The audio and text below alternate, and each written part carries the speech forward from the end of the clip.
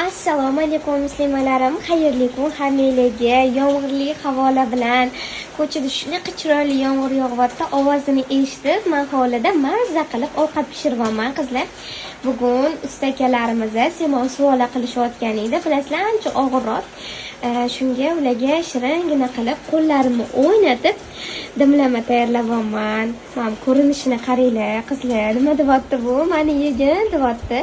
Ichiga hamma narsa solganman. Tovuq ham soldim, go'sht ham soldim, sabzi, kartoshka, bolgarskiy, chesnok va karom. Qizlar, ishoninglar, karom bilan shunaqa mazasi bir-biriga uyg'unlashib dimlamamisan dimlama bo'ladi. O'sha ko'rinishi ham etib turgan bo'lsa kerak. Hozir ozgina suv solib qaynatyapman. Bitta qaynab chiqqandan keyin dimlab qo'yaman qizlarjonlar. Obedga ustakalarimiz, o'zimiz mazza qilib yeb olamiz. Kelinglar mehmonga qizlar.